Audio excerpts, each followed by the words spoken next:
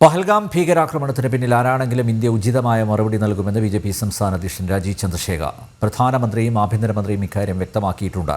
മതം ഏതാണെന്ന് ചോദിച്ചാണ് ഭീകരർ വെടിയുതിർത്തത്. ഭീകരവാദത്തിൻ്റെ ഏറ്റവും അപകടകരമായ അവസ്ഥയാണിത്. ഇന്നലെ രാത്രി മുതൽ ആക്രമണത്തിൽ കൊല്ലപ്പെട്ട മലയാളി രാമചന്ദ്രൻ്റെ മൃതദേഹം നാട്ടിലെത്തിക്കാനുള്ള ക്രമീകരണങ്ങൾ നടത്തുന്നുണ്ടെന്നും രാജീവ് ചന്ദ്രശേഖർ പറഞ്ഞു.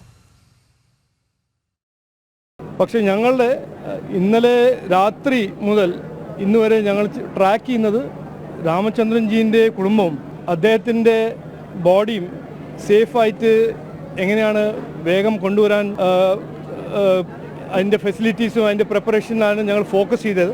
ഇത് ചെയ്ത് ആരാണെങ്കിലും പാകിസ്ഥാനിൻ്റെ ആരാണെങ്കിലും ഇന്ത്യ അതിനൊരു ഫിറ്റിംഗ് റിപ്ലൈ കൊടുക്കുമെന്ന് നമ്മുടെ പ്രധാനമന്ത്രിയും നമ്മുടെ ഹോം മിനിസ്റ്റർ പറഞ്ഞിട്ടുണ്ട്.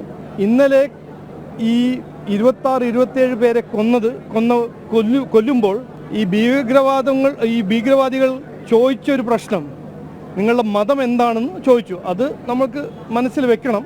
ഇതൊരു ക്ലിയർ ആൻഡ് പ്രസന്റ് ഡേഞ്ചർ ആണ്.